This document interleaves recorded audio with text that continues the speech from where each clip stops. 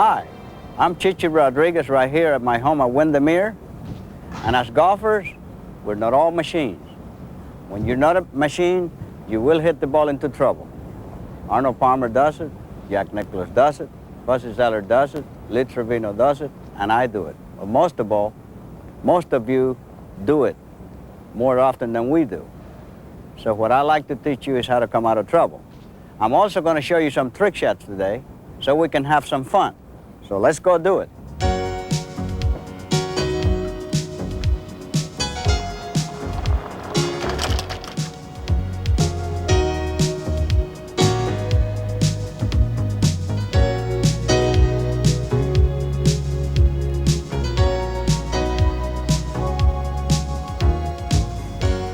Before I play a round of golf, I prepare myself mentally and physically. Why? Because if I'm prepared mentally, I'm going to have a good attitude. And if I prepare myself physically, I will not pull a muscle. I try to play every shot in my mind before I go to the golf course. That gives me a very positive attitude. When you have a positive attitude, you think well, you think positive. I try to get up very slowly in the morning. I try to drive my car very slowly to the golf course. I try to walk to the driving range very slowly. That slows down my tempo. And it makes me swing much slower and much better. When I get up in the morning, the first thing I do is I stretch. When you do stretching exercises, you're not going to pull a muscle when you're swinging. I also lift a lot of weights. And I recommend for you to go ahead and practice a lot. That way you make yourself a game plan. When you have a game plan, you're going to have a better day. Today, we're going to talk about how to get in and out of trouble. And you talk about being in trouble. I was playing one time with Homero Blancas. We were playing the Masters in Augusta, Georgia. The very last hole, Homero hits a slice, and the people were sitting there, and this lady was sitting down, and the ball came over and fell right on her brow, right under her blouse. Homero called me over. He wanted a ruling. He says, Chichi, what do I do? I say, play it. Well, he didn't want to play it. He just wanted to talk about it. But if you want to stay out of trouble, there's some certain basic things that you must follow. I follow 6 basics in golf. I have, first of all, the grip, ball alignment, posture, ball position, backswing, and follow through. Those are the 6 basics about the game. There's 4 types of grips that you can use. I use the overlapping grip. With the overlapping grip, what I do is I always put my thumb, with all the grips, you should always put your thumb on your left hand on top of the club, because that is what holds the club at the top of your backswing. Now, I put my little pinky on top of my forefinger of my left hand when I do grip. Now, if I'm going to put any pressure at all in the fingers, I make sure that I grip the club like it's a bird, and I have him in my hands, and I don't want to hurt him, but I don't want him to fly away. I don't grip the club very hard. But if I'm going to put any pressure at all, I'll do it with the 3 fingers, and I'll do it with the middle finger and the ring finger in your right hand. Don't put any other pressure with any other one of your fingers. That is the overlapping grip. Then you have the bottom grip, which is almost the same. All you do is take the pinky and drop it between the forefinger and the middle finger in your left hand. That's all you do different. Then you have the interlocking grip, which is the one that the great Jack Nicklaus used all his life. Jack gripped the club like that. That is the interlocking. You see, instead of having the pinky on top, you interlock it like that. Then you have the baseball grip, which is the one that made our Wall a player. Our Wall was a great player always, but when he changed to the baseball grip, that's when he became a better player. He actually made this grip very famous. And Bob Rosberg got on it, and he played on it. He won the PGA. That's the 10-finger grip. You put every finger on the club. Any one of these grips might be good for you, But if you try one of them and it's not working just right for you, what you should do is go and see your PGA pro, and he will tell you which grip is better for you. Then you have ball position. The ball, with the driver especially, the ball should always be placed right off your left heel. Why? Because when you grip the driver is the club that you want the maximum distance with. You want to catch the ball at the upswing. Also, when you have the ball on that left heel, what happens is your left arm, your left shoulder, and your club become a unit. As you can see, that whole thing is a unit. See? Now, what you do if you're going to hit an iron now, if we're going to hit an iron, we got to move the ball back. Any club shorter, or the higher the number in a club, the more back you want to move the ball. Now, let's say that we want to hit a 5-iron. 5-iron, right here we got it. What we do is we take that ball, and the ball moves back in your stance. As you can see, the ball is now, instead of on my left heel where the driver was, the ball is almost off the middle of my feet. Now what happens is my hands are ahead of the club head. What this will help me do is going to help me hit down into the ball, and of course hit the ball straighter, because with the irons, when you hit down into the ball goes straighter, and you put more backspin on it. Now, if you're going to hit a wedge, the wedge, I really move back. As you can see, I got the ball back of the middle of my stance. I put my hands forward more than with the 5-iron, and I really hit down with this club, and then we create a lot of backspin, and it'll give you good direction. The ball will stop real good for you, and it'll better your score. That is very, very important to remember, the ball position. Third, I have the posture. When they tell you to bend your knees, they don't tell you to collapse your knees, eh? Just kind of flex your knees. Put the spine, your spine around your back as straight as you can, see? Stand with your shoulders back. Don January is an artist standing up. I think he stands up better at the golf ball than anybody in the world.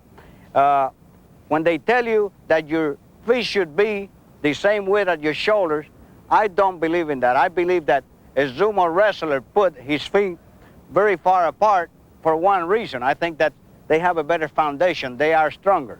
If you take a weightlifter, the weightlifters always have their feet wider than their shoulders to get more power. Then we have the alignment. When you align a golf ball, you should put your shoulders slightly left of the target, your hips should be slightly left of the target, and your feet should be straight at the target. What this will make you do, it'll make you do the other basic, which is start the club straight back. And if you take the club straight back and you follow through, you have hit a good straight shot. Now, if you follow these 6 basics, your scores are going to get better and better and better.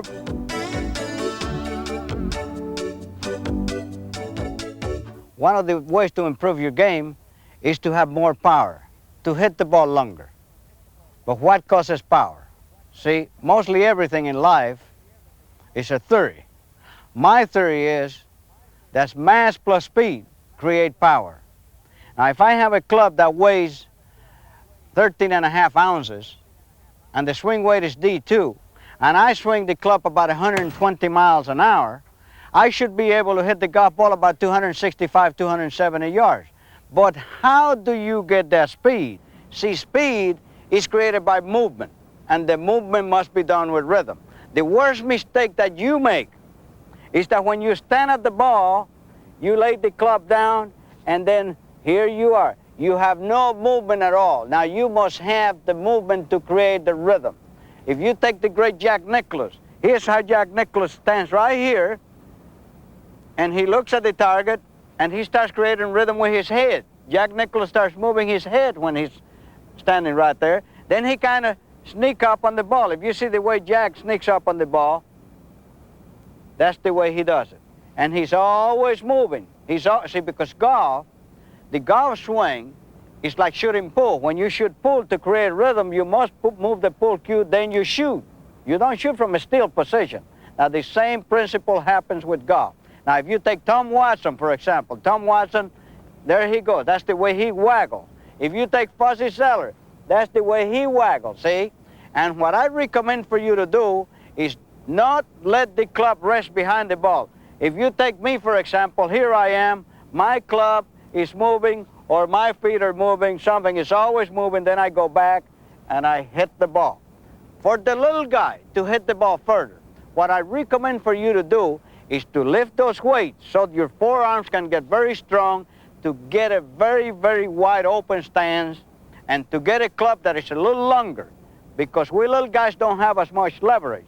So I recommend for you to get you maybe a 43 3/4 driver, or maybe a 44-inch driver that weighs about these three, not too stiff a shaft.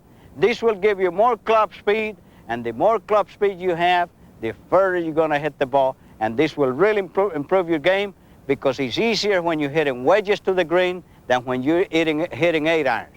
So hit the ball longer and enjoy yourself. If you can follow my basics, you'll improve your game. If you don't, you may find yourself in trouble right from the start. Trouble shots, they start right on the tee. And how do you get into trouble? You get into trouble by slicing too much or hooking too much. Now, what causes a hook and what causes a slide? Let's show you the proper way on how to hit a straight shot. If you strike the ball from 6 o'clock to 12 o'clock, you will have a very, very straight shot.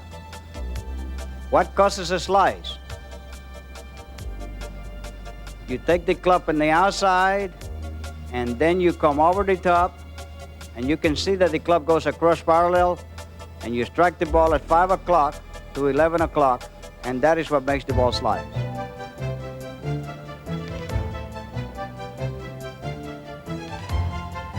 If you strike it from 5 to 11 o'clock, that is what makes the ball slide. What causes a hook? The club goes too far inside, and as you can see at the top of the backswing, the club is going to be too flat. Then you're going to strike the ball at 7 o'clock to 1 o'clock, and that is what makes the ball hook.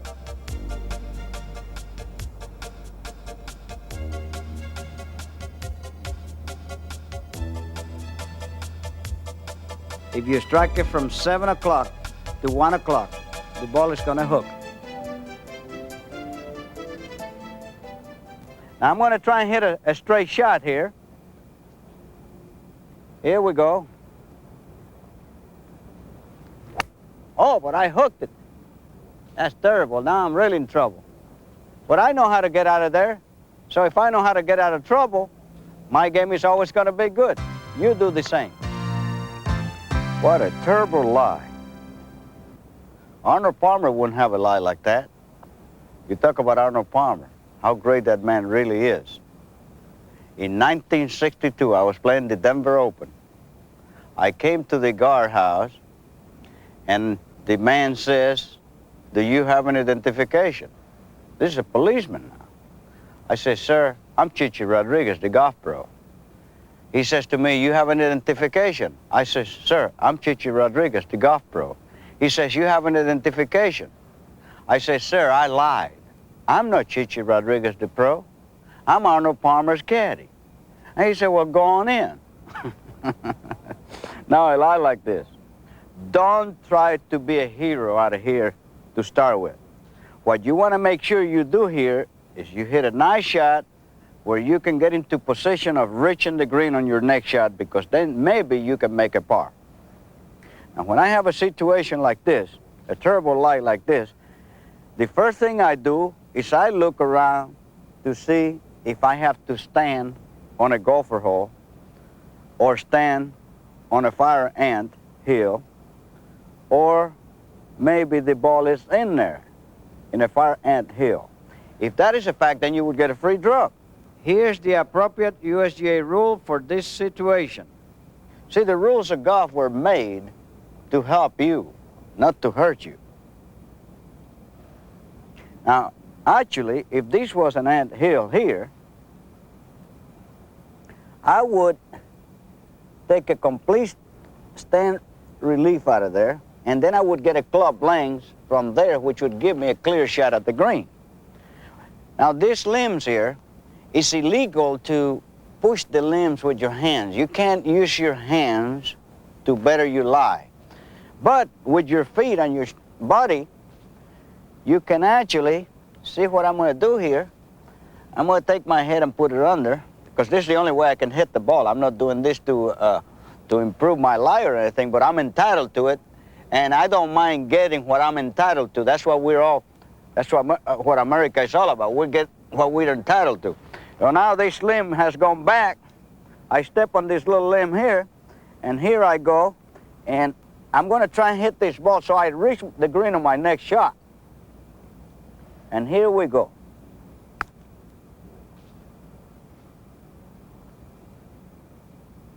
I got it out. Now I can reach the green, and I can make a nice par. Now here's another terrible lie. Now why is a terrible lie? It's because this limb is on your way. Now most of you, your problem here is that you stand too straight, and you go back, and your backswing is restricted. Then you probably have another option where you go like that, pushing the limb back, and you're still restricted. And when you have a difficult shot like this, check what your options are. In a shot like this, I always felt the same way as if I was in a fire in a building. If I'm in a fire in a building, I'm not going to run. I'm going to stand in the middle of that building, and I'm going to think, how do I get out of here? Then when I find a way to get out, that's when I'll run. I will probably come here and check my option left-handed. As you can see, I got a pretty good swing left-handed, but I don't want to hit it left-handed. I'm going to still keep on checking which way I'm going to hit the shot. Now here, I have found a way to do it. I have found a way to do it. I'm going to use a wedge here. Why do I use a wedge? Because I just found out that the best way to hit this shot from here is to take the club back very low, very much inside, and actually the club head and my hands are going to be much more lower than the right shoulder, as you can see. That's the way my club is going to go back.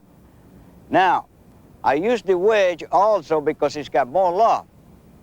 The loft of the club is going to decrease as I take the club back inside. So if I took, say, a 7-iron, the 7-iron would be like a 3-iron here, and I would hit the ball too low. I would probably fan it and leave it there. Now I'm going to put my left hand very strong position. I'm going to grip it with a real hook grip here, where I can see 4 knuckles in my left hand when I look. This will also help me take the club back inside this way. I'll take the club back inside, and let's see what happens here. There, I have hit the ball about 100 yards, and now I got a real good chance of making my par. Now here we have 2 kinds of situations in the rough.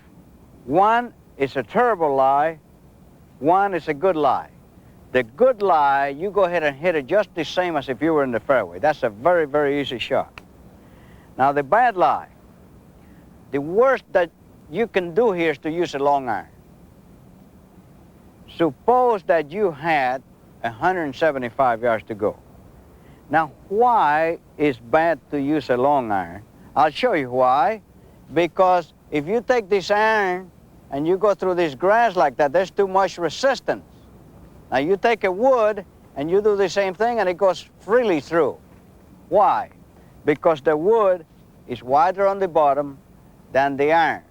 So there's a lot of people that are very strong. They can take, Jack Nicklaus, for example, he used to could take a 4-iron from a lie like that and hit it 220 yards. But we, the guy that is not as strong as Jack, we got to find a way to do it. I take the 4 wood. I will not use the long iron. I aim an inch behind the ball. Don't try to hit the ball. If you're trying to hit the ball clean, what's going to happen is you're going to tap it. The ball is going to go between 35, 40, 50 feet. That's all it's going to go. So go ahead and aim an inch behind this ball and hit an inch behind, follow through. The ball will come out 175 yards. Now, if you do this, you will improve your game, and your strokes are going to be going down in your score. Now, if you get caught in a situation like this, study what your options are. First of all, I'm going to try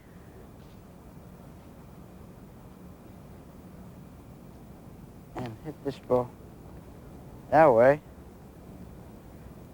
Now, I see that I can just about hit this ball about maybe 20, 25 feet from here. That wouldn't be advancing it very much. I'll study this option here. Now, I see where I can probably hit it 50 yards from there. Now, we're going to study this other situation.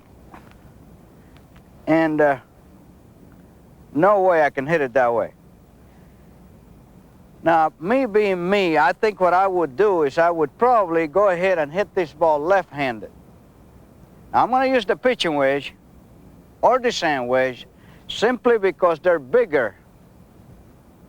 You see that these clubs are bigger. They're more wide than any other clubs in your bag. So you'll have more room on the club to hit this ball with. So now here we go.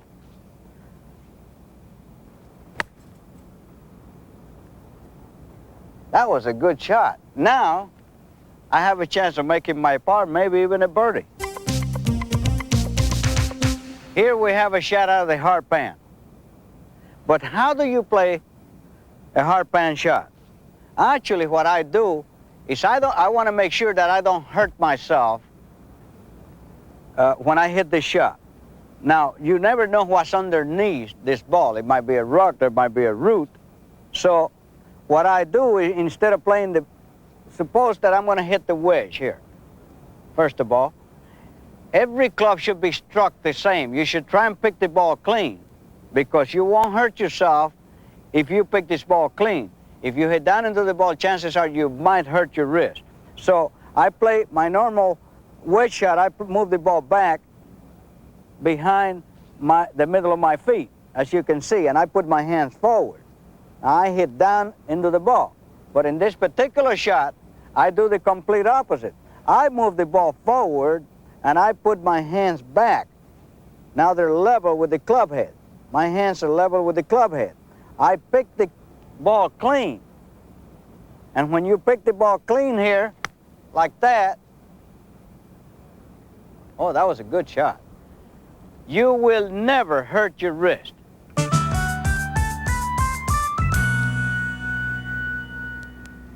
In this situation here, here's a shot that we might make a high score if we gamble and go through those trees. Now, what I recommend and what I would do here myself is pitch the ball out in the fairway so I don't get a high score, because if you hit one of those trees, you try and go through there, you hit one of those trees and the ball come back and hit you, now you got a 2-shot penalty. And the ball might hit that tree and might go unplayable in another place. So I'll take this shot here and I'll put it back in the fairway. See, to me, golf has always been a sport that you play with 50% courage and 50% intelligence. But in this particular instance, this particular shot, I'm going to use 100% intelligence.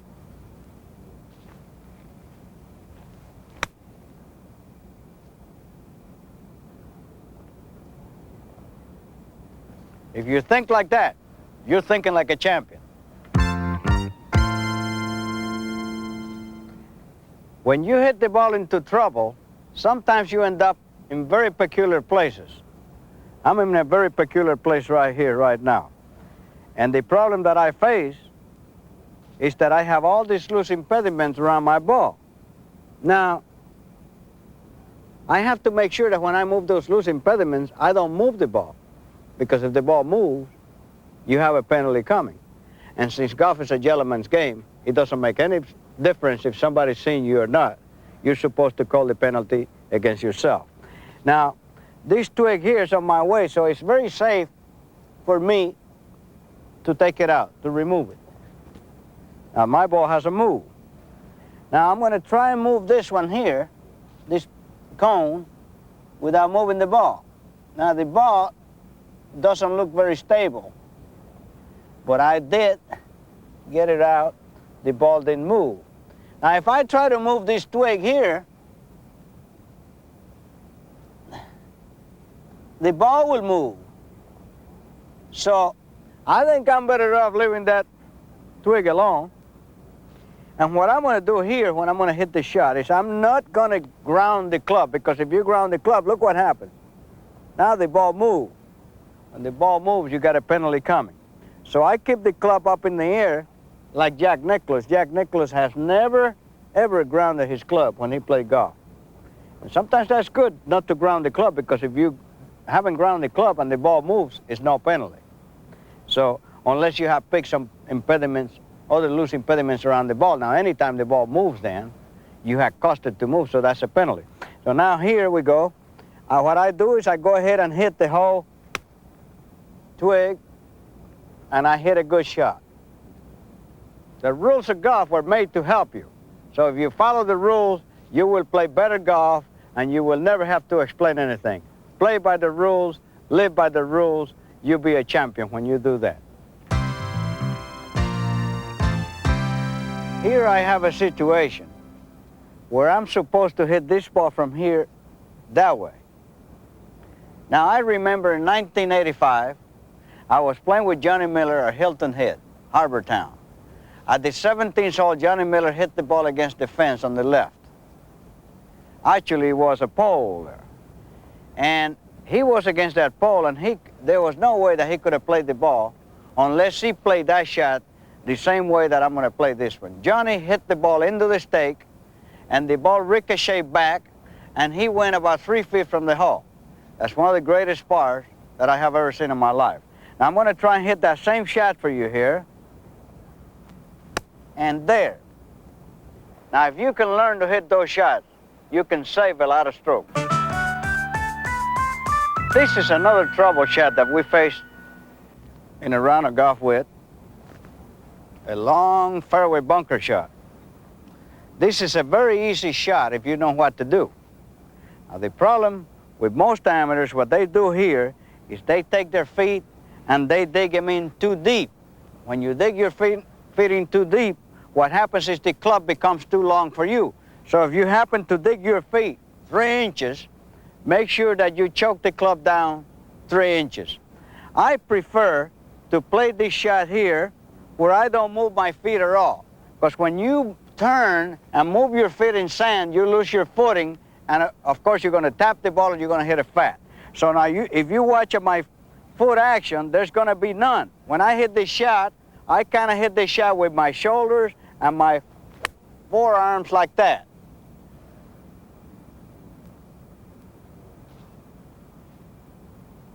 But actually, I was talking to Lee Trevino one time, and you know what he told me? He says, "Hey, Cheech, you know the best way to come out of a trap?" I say, "How is that, Lee?" He says, "Walk out." So I've been walking out of traps ever since. Hey, that was all right. Granada, tu tierra está llena de lindas mujeres, de sangre, de sol. ¡Olé!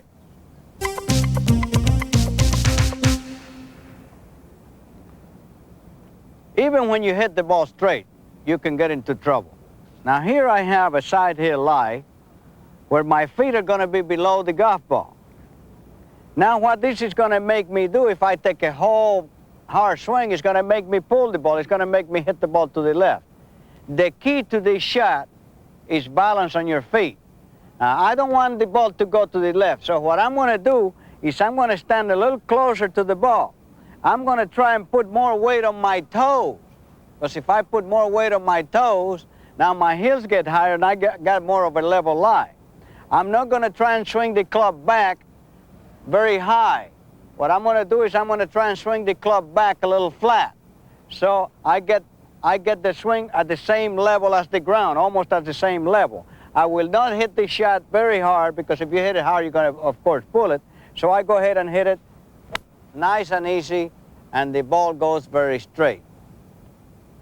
Now the key to this shot, keep balance, don't try to hit the ball very hard. Now here we have another situation.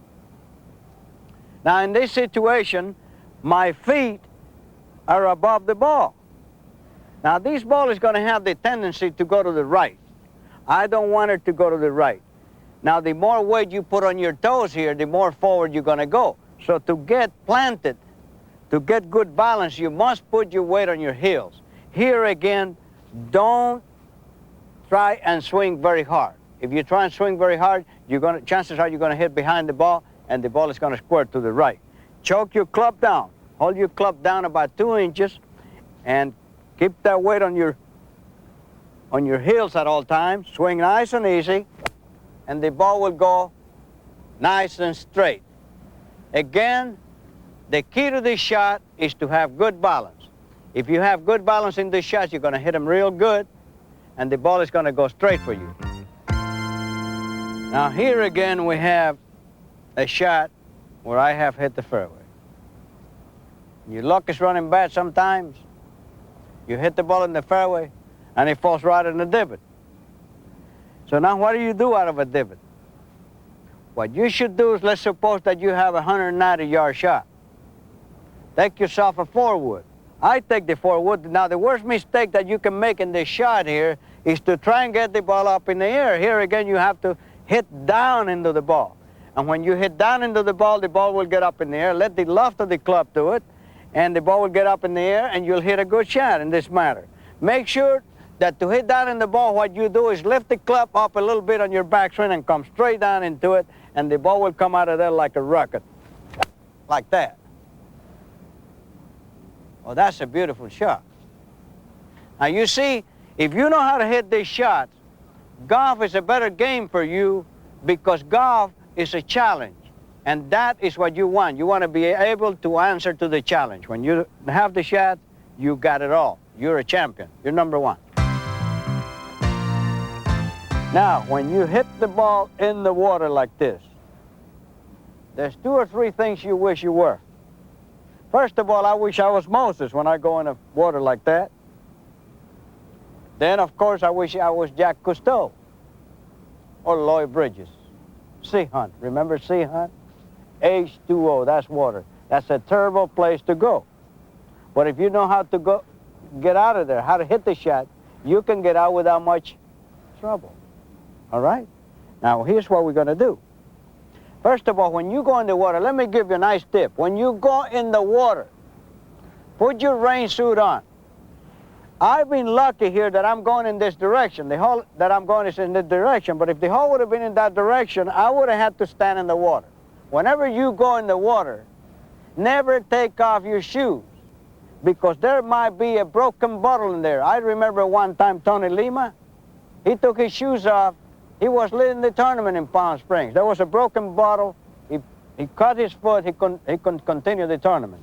So keep your shoes on. You can always buy another pair of shoes. You can never buy another pair of feet. Now they are making a ball. They're making a ball now that is guaranteed to float. And if you hit one that doesn't float, you can bring it back and they'll replace it for you. But here's the thing. What you do in this shot is you have to try and hit an inch behind the ball. You have to hit this shot like you were hitting a trap shot. Don't try and hit the ball. If you try and hit the ball, you're going to drive the ball into the water and it's not going to come out. All right, here we go. Hit 1 inch behind, and there goes the ball. If you learn to hit these shots, golf will always be the finest sport in the world for you, and it'll be a sport that you'll never quit, because this is the greatest sport in the world. I love it. You know, I'm getting to be good at this. He doesn't need much of an introduction, and we all do know who he is, our own resident Chichi Rodriguez. If your luck is running bad, you sit down and you pray and you play at the same time.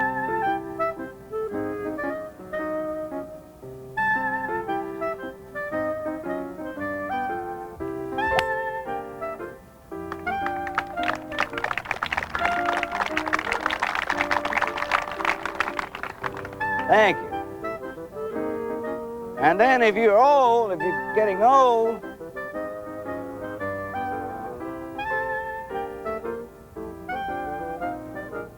sit down and play.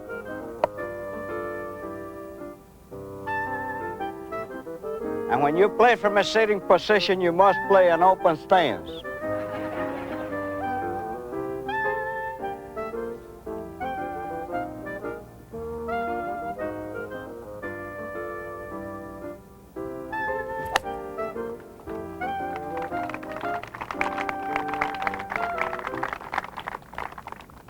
Thank you very much.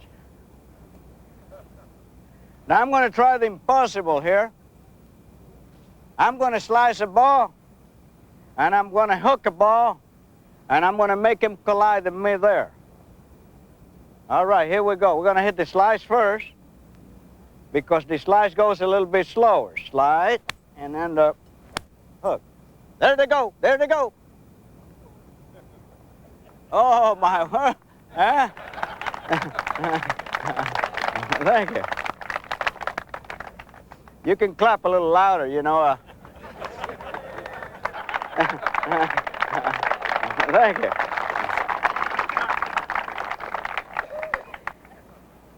I hope you have been enjoying some of my trick shots. But now I'm going to imitate you, the Sunday player. Here's the guys. You show up every Saturday at 1:30 because you know the ladies play at 2. You dress like Doug Sanders, but you hit it like the Colonel. And here you come in.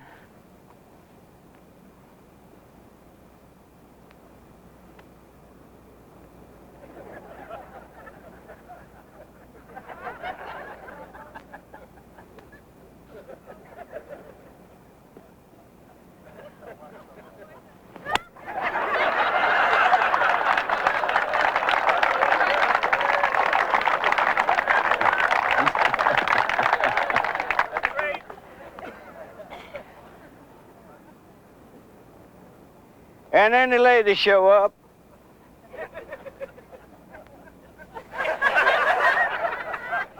I watch them all from my home over there in Southern. They don't know I'm watching, but I'm always thinking, watch. That's where I learn. I live right on the tee at the 7th hole on the green course.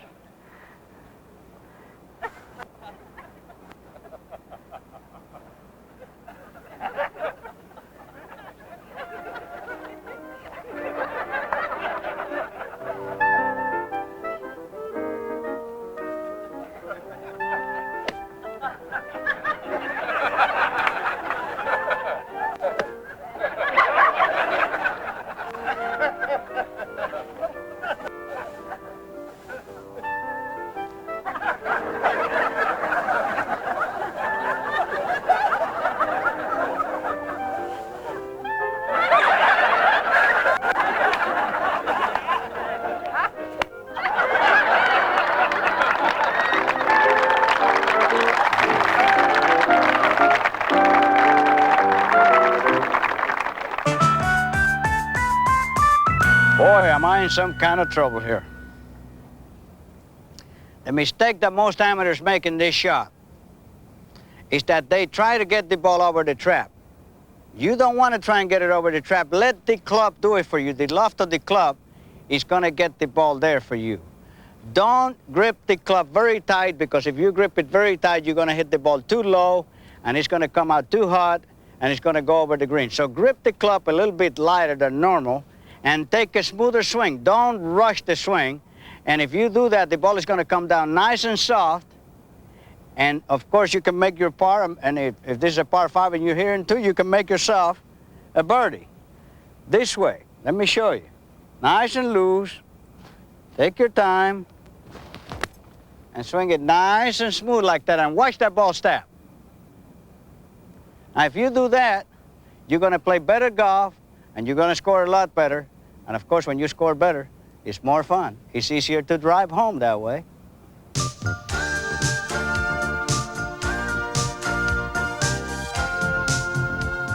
Long bunker shots are a very much difficult shot for most everybody. They're not for me. First of all, you should never be afraid of coming out of the trap like this. Long trap shot like this is just as easy as a short bunker shot. What you must do is never be afraid. Never think in terms of getting out of the trap. Think in terms of knocking the ball in the hole. Now I'm going to show you what to do here. In a long bunker shot, lesson number 1 is that you must not play as much open as you do in a short shot or a middle shot. You should not open the face as much. See, a long bunker shot should have a square stance. Your club face should be square. On a medium shot, you open a little more and the club face opens a little more. Then on a short shot, the face really opens and your stance and your shoulders, everything is wide open. You must speed your tempo in this shot. You must swing faster because you want distance. Now here we go. Speed up your tempo. You grip the club a little bit harder now. Grip it a little bit harder than you grip a short shot.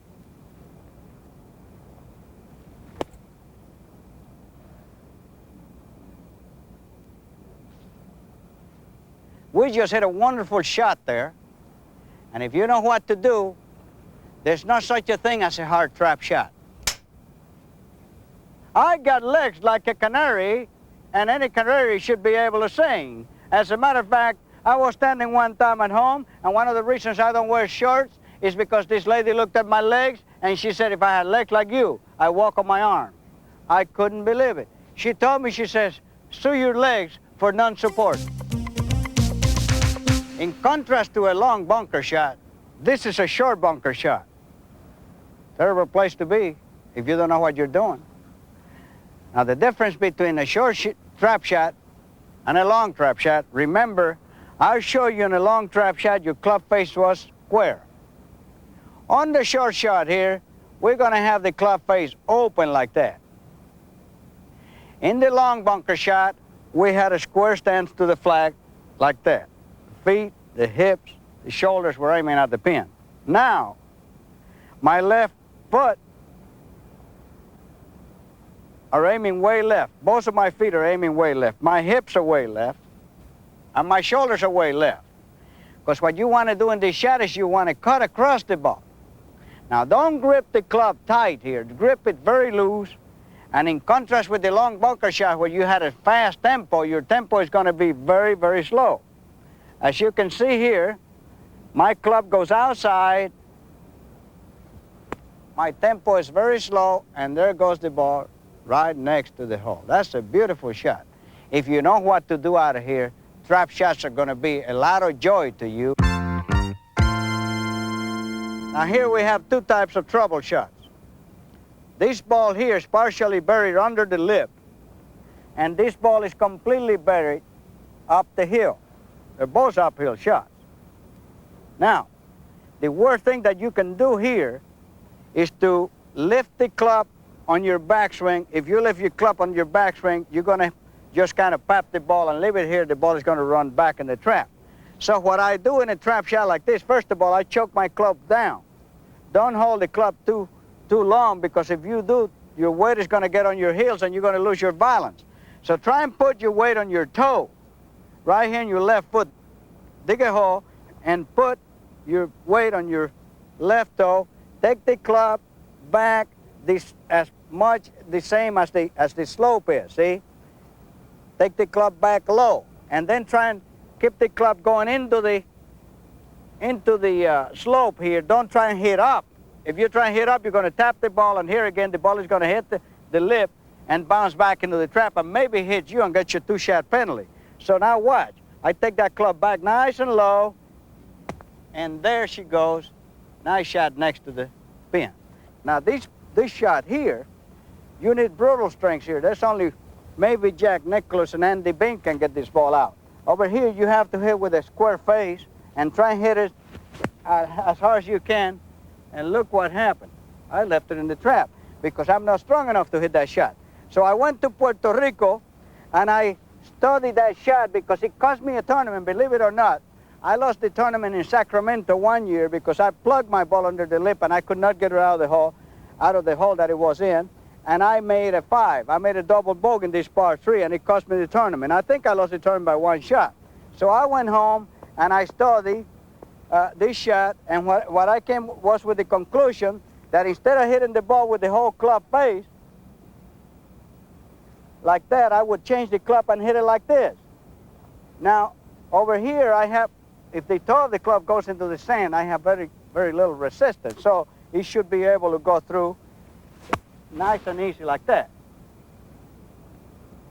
Now that is a shot. You know, it's very hard to do a shot like that, but you go ahead and practice and hit with the toe of the club. So I get more power out of it, and I'm liable to get the ball. Oh, let's try again.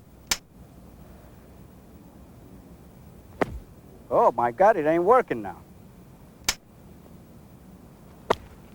Oh, well, you can see how much power it come out with.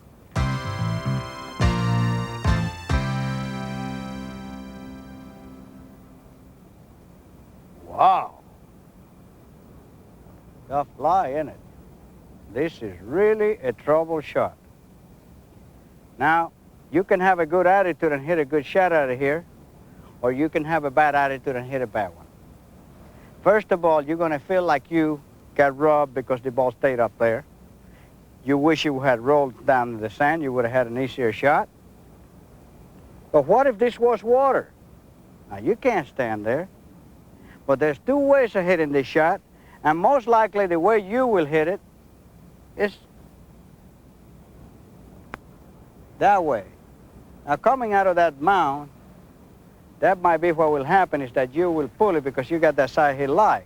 Now, let me try another ball here and see what I would do here. First of all, I would check and see if I can hit it left-handed.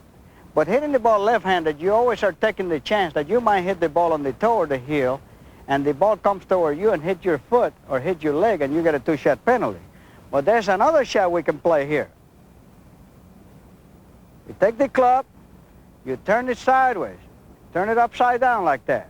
See, the club is like that, but we're going to turn it like that. And now your elbow is facing the target.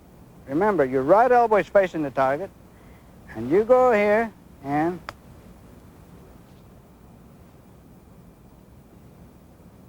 that was so good that it was fun. It's fun when you can hit shots like that. So take it from me, Chichi Rodriguez. Try it. You may like it. Have a nice day.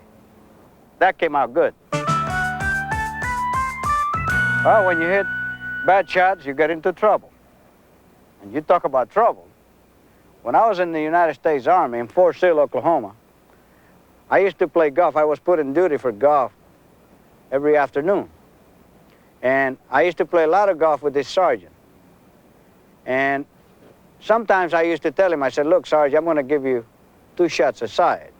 You know, because in those days, I only weigh 117 pounds. And he was said, man, there ain't no way a little man like you is going to give me any strokes. I ain't taking no strokes from you. So when I left Oklahoma, I owned half of his car.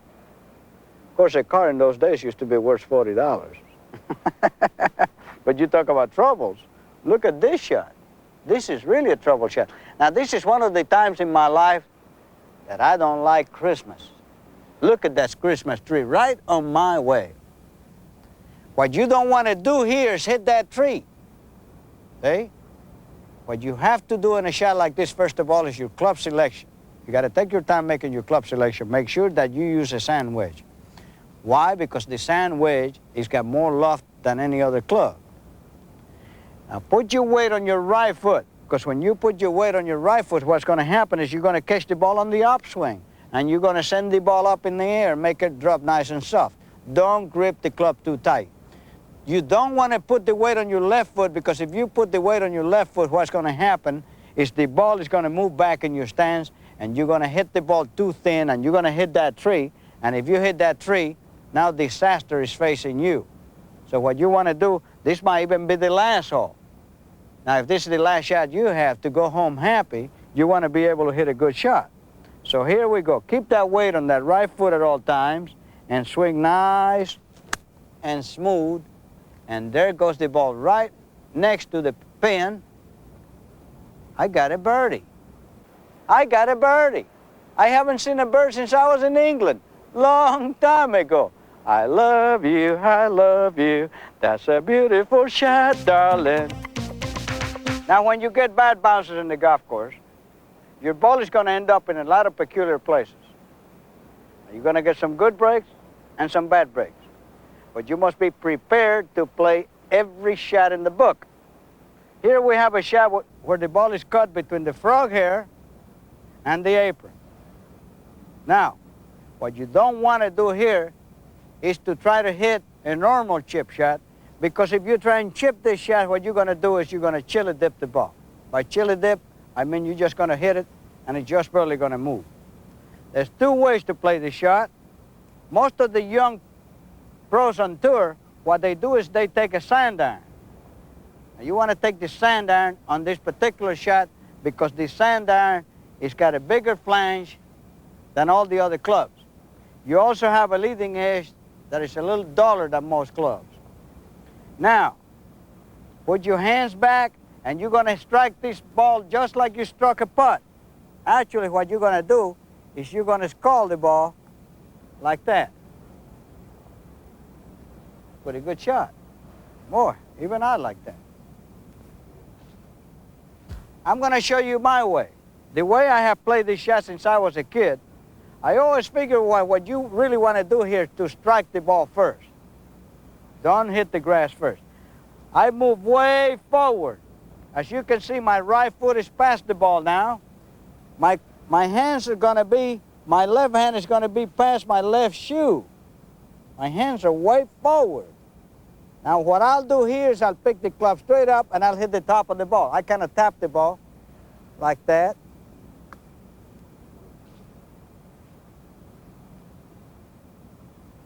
Both ways are great. So why didn't you learn both ways so you can really learn this game the right way? And if you play like that, I tell you what, Clark Kent is going to have a terrible time beating you, because you're going to play this game like an angel.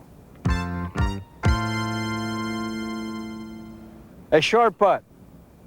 Now this is the most difficult and most trouble shot there is. You know why? Because when you miss a putt, putting is the end. You can recover from any bad shot, but you can never recover from a bad putt. I believe that the worst thing that you can do putting, what you don't want to do is think negative. You always want to think that you're going to make the putt. Whatever the stroke you have, think that you're going to make it.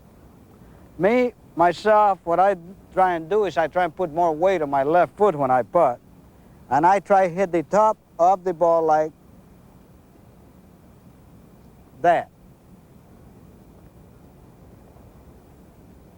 I tell you, it's been great pleasure to teach you how to putt. It's been a great pleasure for me to make all these shots, especially this putt. But we're going to have to take another take. Thank you.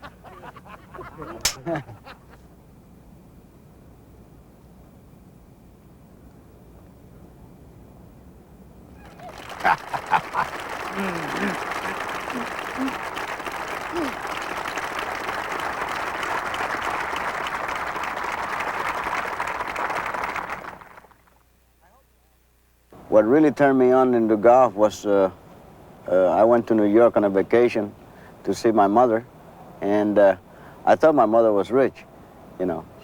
She and my daddy had gotten divorced since I was about 8 years old, and I saw where she lived, and I went back in a train from Grand Central to Oklahoma City, or rather to Lawton, and in that whole train I could picture me winning through golf and buying my mother home in Puerto Rico, and the first tournament I won, I brought her home.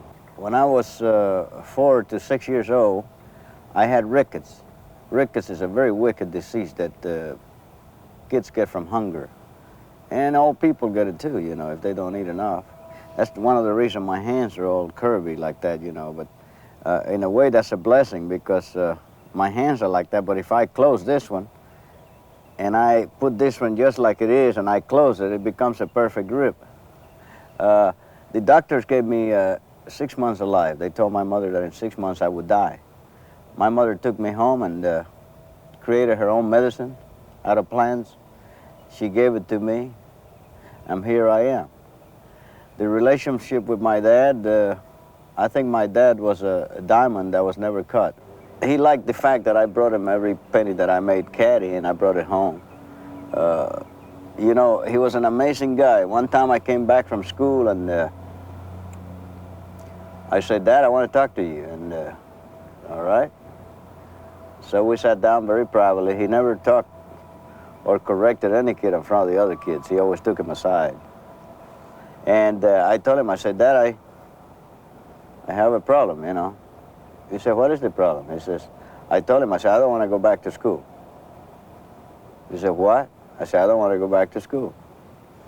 And he said, well, what are you going to do? I said, well, all my friends got killed in Korea, so I want to go and fight in Korea for the U.S.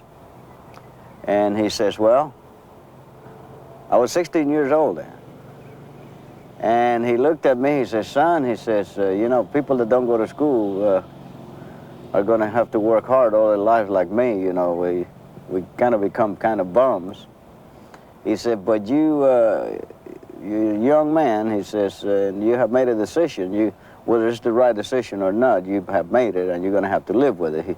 And he shook my hand. He says, that's your first decision in life. He says, you're now a man. When I was a kid, I was playing these kids for 5 cents. We were playing 6 o'clock in the morning, and just before we went to school. And I made about I would say a 25, 30-foot putt.